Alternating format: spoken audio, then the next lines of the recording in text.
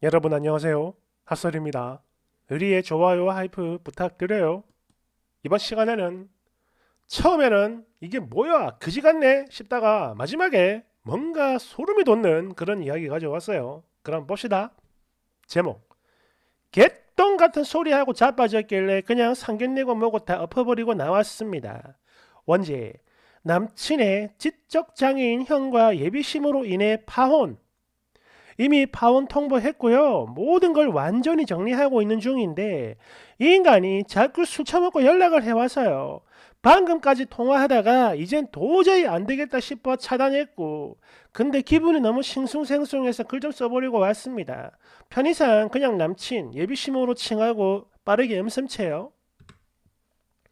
남친과 저는 30살 동갑내기 커플이었습니다. 꽉 채운 3년 연애를 하던 중에 얼마 전 너무나 갑작스럽게 프로포즈를 하더라고요.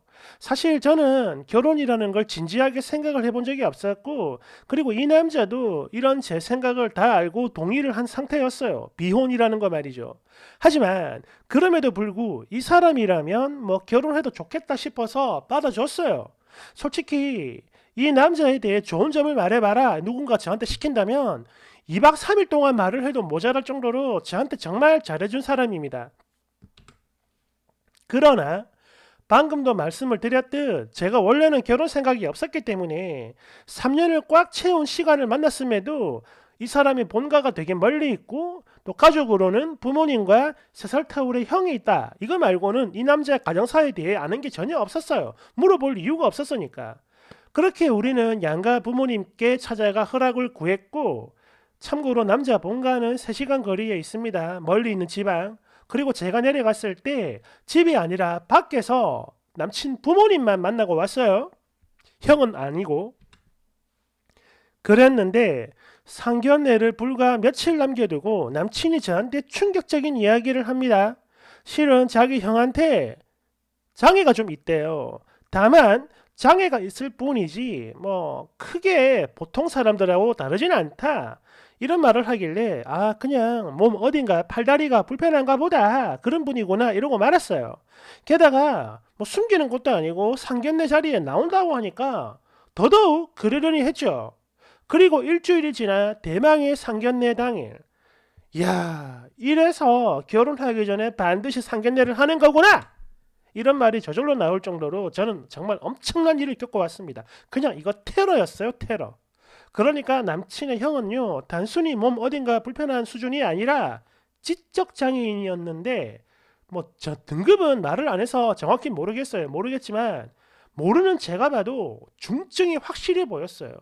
도대체 이 자리까지 어떻게 데려온 건지 감도 안 잡힐 정도였습니다. 먼저 오자마자 그 식당 접시 2개를 해 드셨고요. 집어 던져가지고 단 1초도 가만히 안 있습니다. 특히 이걸 억지로 막 진정을 시키잖아요. 그만하라고. 그러면 막 이상한 소리를 꽥꽥 지르는데 그것도 엄청 크게 막 발작하는 소리 있잖아. 이렇게 통제가 안 되니까 결국 빡쳐버린 예비 시아버지가 아이씨 저 자식은 왜 데리고 온 거야? 라며 승질을 냈고 이에 예비 시모는 아이고 그럼 애를 집에 두고 와요. 이러면서 부부싸움을 하는데 우리 가족 모두 이 장면을 멍 때리면서 관람했습니다. 특히 저희 엄마 아빠 표정은 제가 살면서 처음 본 거고요. 이게 말로는 표현이 안 돼요. 그리고 남친이야 뭐 안절부절 못했고 저는 그냥 끝났구나 망했다 나가고 싶다 이런 생각밖에 안 들었죠. 이게요 혹시 자폐인가 잘 모르겠는데 막 바닥에 난리만 치고 막 말을 걸잖아요. 그러면 이런 소리만 내면서 대화를 전혀 못 이어가요. 결국 보다 못한 남친이 자기 형을 데리고 밖으로 나가버렸는데 여기서 무슨 말이 필요하겠습니까? 이미 저희 엄마 아빠 얼굴 썩어버렸고 그 와중에 예비 시모는 눈치가 있는 건지 없는 건지 그래서 그 애들 신혼집이랑 그 혼수랑 예단은 어찌할 겁니까? 그리고 식장은 그동안 우리가 뿌린 게 많으니까 이왕이면 우리 동네에서 합시다. 이런 소리를 해요. 아까도 말했지만 3시간 거리입니다. 도저히 안 되겠는지 저희 엄마가 먼저 단도직입적으로 남친 형에 대한 이야기를 꺼냈습니다.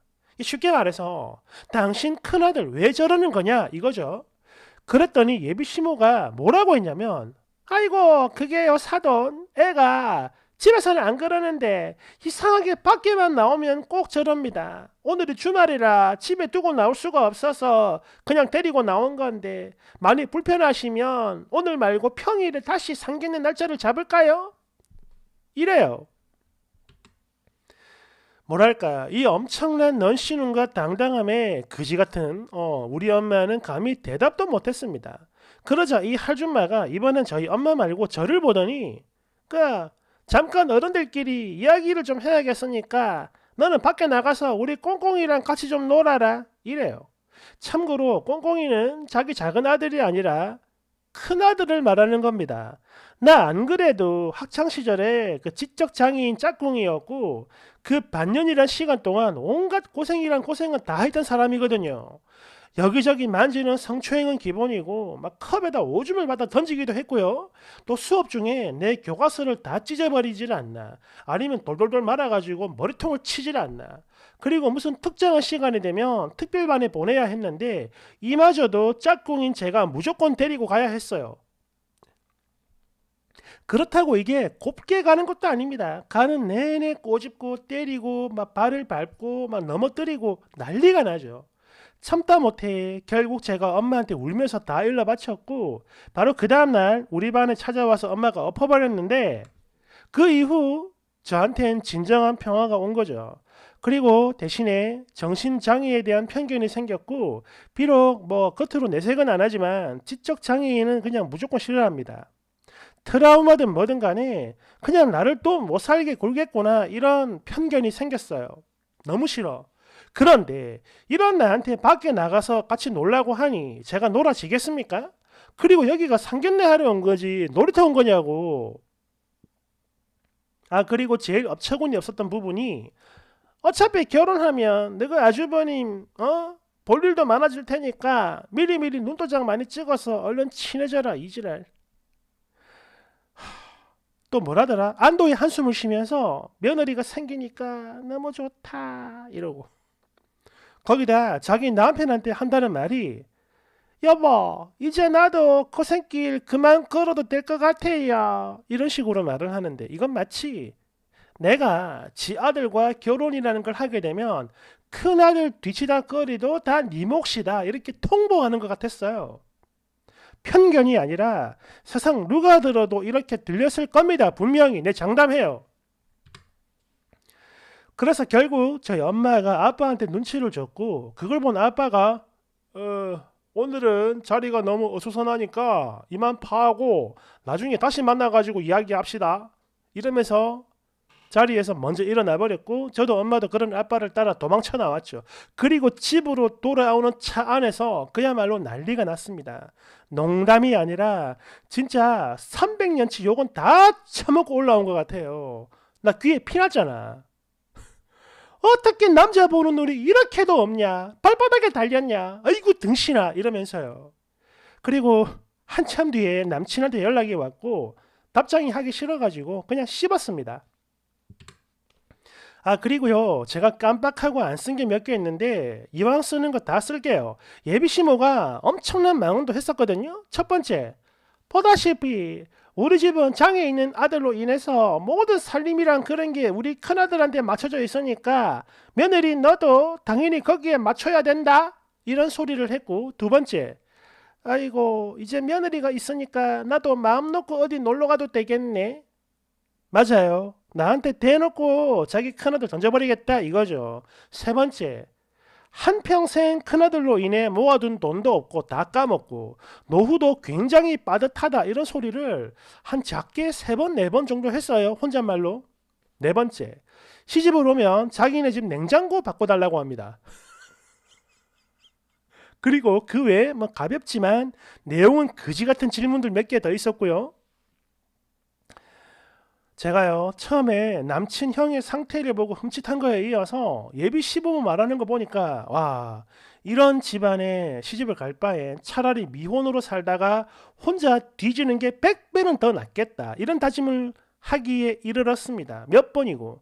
아니 나 진짜 이해가 안 되는 게 이런 엄청난 배경을 두고 결혼하자고 하는 게 제정신인 놈입니까 이게? 정말 소름 돋아서 다음날 바로 통보했어요. 헤어지자고. 그것도 막 구질구질하게 말하는 게 아니라 그냥 우리 헤어지자 이렇게만 말을 했는데도 자기 집 문제가 심각한 걸 정확히 인지는 하고 있나 봐요. 다른 소리 없이 순순히 그래 알았어 미안해 이러길래 저도 마음이 되게 안 좋고 미안하고 아프고 그랬거든요. 그랬는데 이 거지 같은 게 바로 그 다음 날부터 하루도 안 빼고 밤만 되면 술 오지게 처먹고 취해가지고 엉엉 울면서 저한테 전화를 합니다.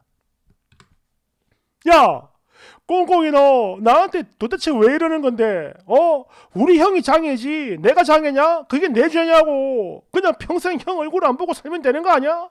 나는 말이야 죽어도 너밖에 없다 보고 싶어 등등등. 결혼이요, 이게요 둘만 좋다고 해서 되는 게 아닌 걸 나는 너무나 잘 압니다. 많이 봐왔어요.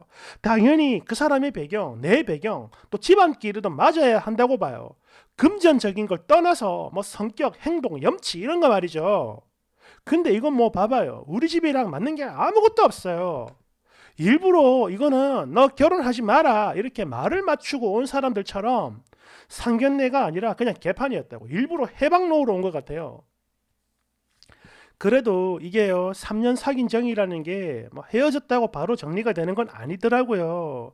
저도 솔직히 지금 많이 힘들어요. 잠도 안 오고 밥도 안 넘어갑니다. 하지만 그럼에도 감히 이런 시궁창을 감당하기엔 저는 저를 너무 사랑하거든요. 저 잘한 거 맞죠? 긴 글 읽어주셔서 정말 감사합니다. 안녕히들 계세요. 물 한 잔 마시고 갑시다.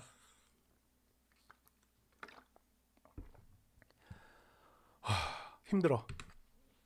댓글 1번. 와, 저 지독한 놈 보소. 무려 3년을 꽁꽁 숨겼네. 덜덜덜덜덜. 2번. 아니 저 시모는 멍청한 건가? 도대체 뭐지? 혹시 쓰니 조상님이 빙의해가지고 시그널을 준 거요 뭐요? 그게 아니면 설명이 안 되는데? 3번.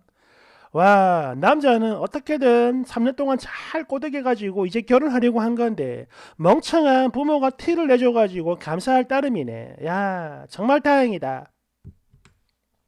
솔직히 저 정도 장애면 100% 자기들이 다 알아서 한다 해도 쉽지 않은 거거든요. 근데 이걸 무시하고 다 드러내? 진짜 생각이 없는 거지. 4번. 예비시모 진짜 똥멍청이네. 끌끌끌. 그리고 아들은 표독스럽게 바닥바닥 물고 늘어지는 게 이 쓰니 말고는 이제 결혼할 기회조차 없다는 걸 아는 거죠. 끝났다는 걸. 5번. 이쯤 되면 시모가 도망가라고 일부러 흔들어 준 거야. 아쭈 이년 보소. 네가 이래도 안 가? 이래도 안 가냐? 이거요. 내 댓글. 아닌 게 아니라 작은 아들이 결혼하고 분가해버리면 시모 본인이 큰아들 똑박 쓰는 거 확정이라 일부러 저런 것 같은데요. 2번. 나도 같은 생각입니다. 이렇게 너무 대놓고 노골적으로 개소리를 하는 게 작은 아들, 정확히는 집안 노비이자 기둥이죠. 그 아들을 보내기 싫어가지고 이 할매가 일부러 미친년 흉내낸 게 아닌가 싶어요. 솔직히 마음은 뭐 며느리한테 다 떠넘기고 싶었겠죠. 하지만 이게 현실적으로 불가능하니까 그 차선책으로 자기 아들을 붙잡은 거야. 못 가게. 3번. 와, 씨, 그럴싸하다. 아니, 이게 맞는 것 같은데. 덜덜덜덜덜.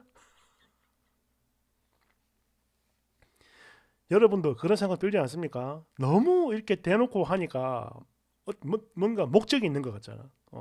우리 집안 이 정도로 미친 집안이다. 네가 이래도 올래? 그 이유는 뭐다? 마지막 댓글처럼 현실적으로 남의 집 딸내미가 다 떠맡아주면 물론 최고지만 그게 안 될 거라는 걸 아는 거죠. 그러니까 그나마 집안의 기둥이자 자기 형 맡아줄 작은 아들을 붙잡아야 되니까 이렇게 한 게 아닌가. 그런 생각하면 이게 맞아 떨어져요. 무섭다. 무서워. 감사합니다.